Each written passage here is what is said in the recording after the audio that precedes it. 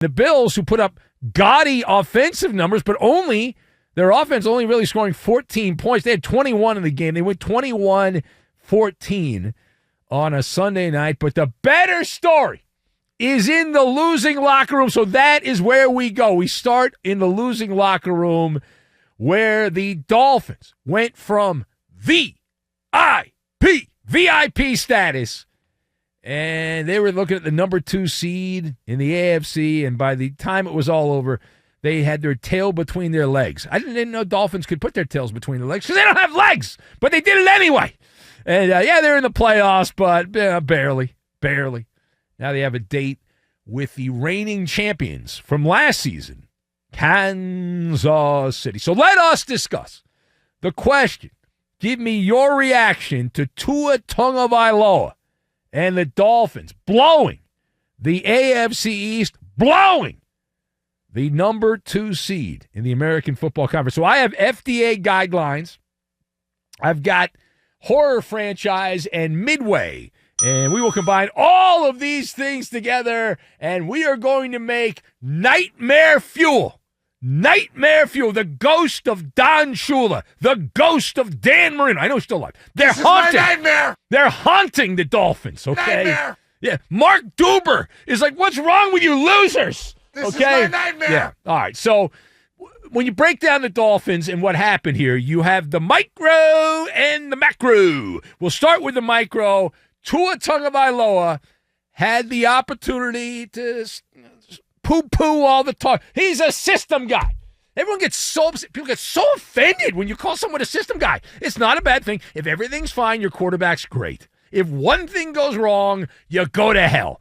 Brock Purdy's a system guy with the 49ers. We saw that. He was exposed as a total fraud against the Ravens. Tua Tagovailoa, another opportunity for Tua with a bunch of guys, a hostess of guys out for the Dolphins. So you got to make some plays. You got to make something happen. You're Tua. You're the top pick in the draft, first-round pick and all that a couple years back. Here was your opportunity. Yeah?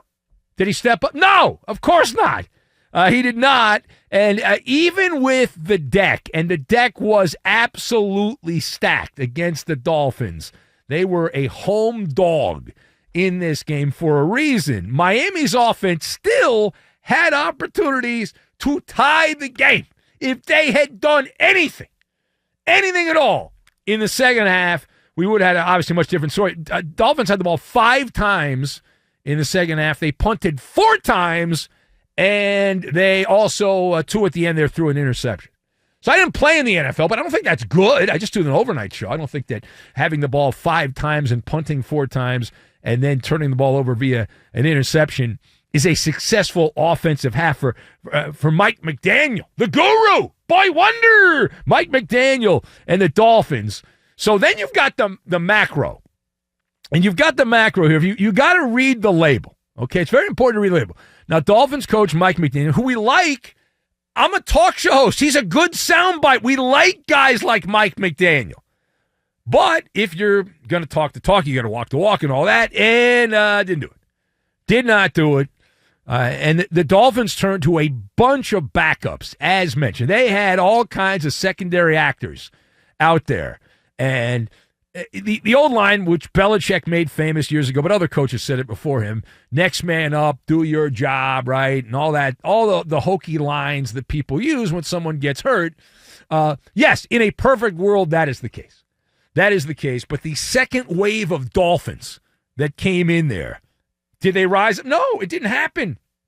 The Dolphins allowed 473 yards of offense to Buffalo, but somehow only 14 points.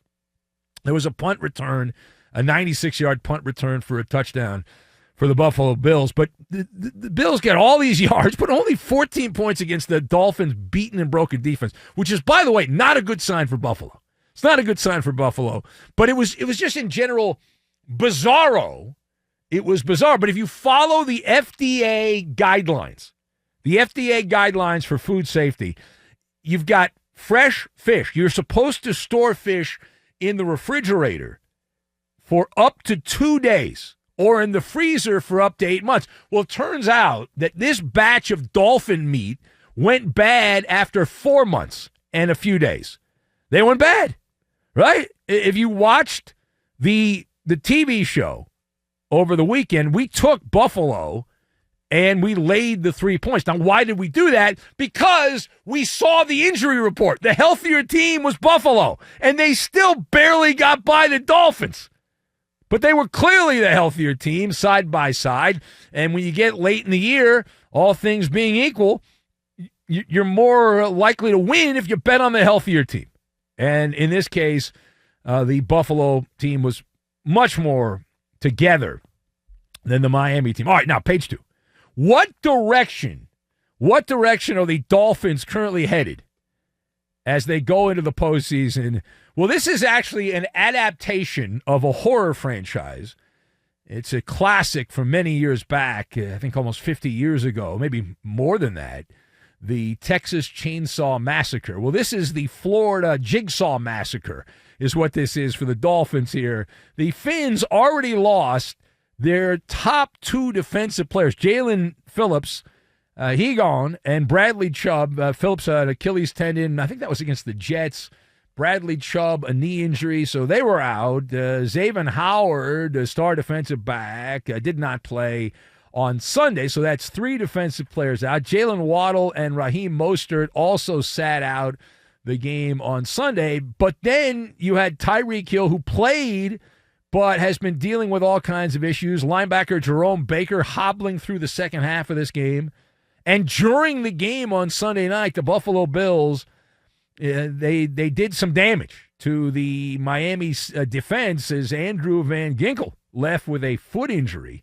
He left the game, and Cameron Good also a knee injury as he left with an injury as well. So the Miami Roadshow now headed to chilly Kansas City.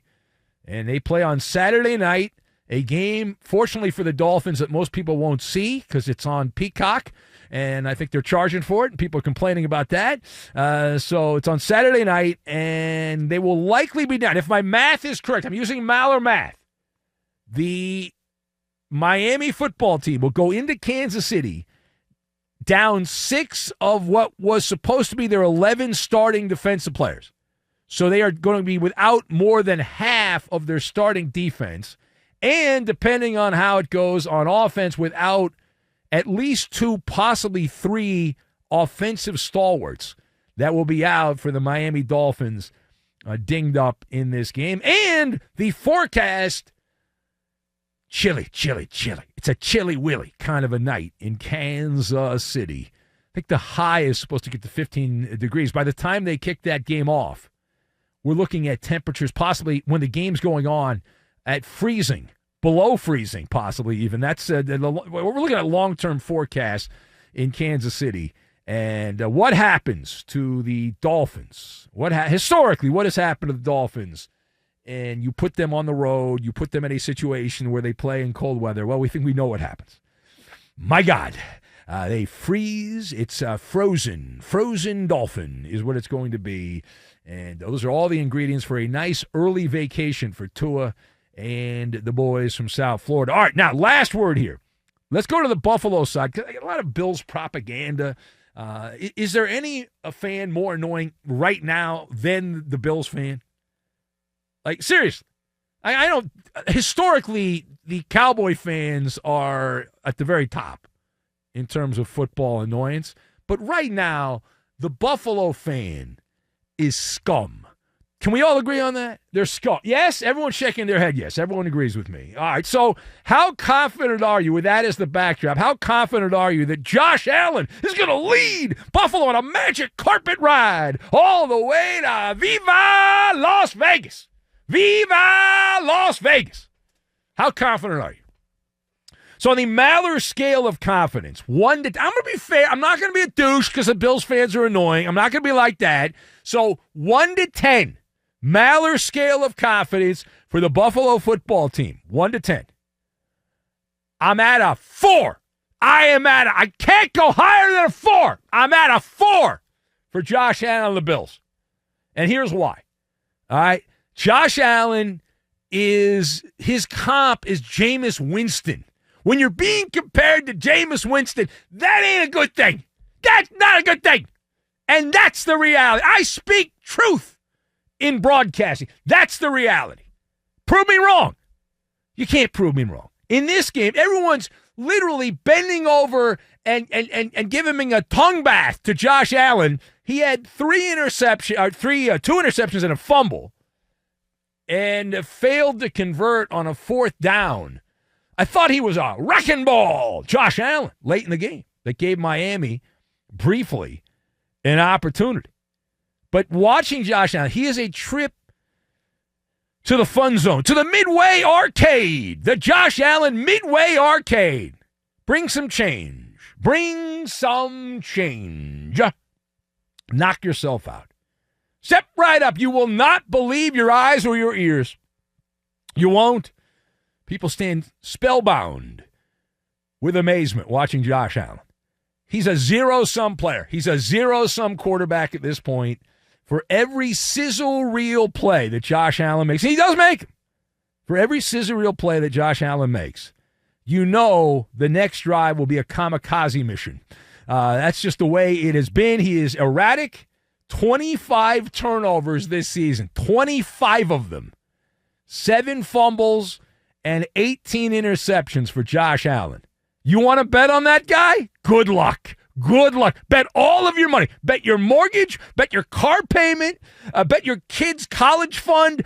Bet everything on Buffalo. Bet it all. Let it all roll. Let it all roll on a guy that's a turnover machine. Do it. It's not sustainable, dummy. It is not sustainable, you dummy. That's the reality. Okay? Now, I'll be the bad guy. I'll be the voice here, the bad guy, the voice of the night. You're being mean. Okay. All right. Well, you can separate those that know, right? The people that are knowledgeable football fans know what I'm talking about. The fanboys have no idea. No concept.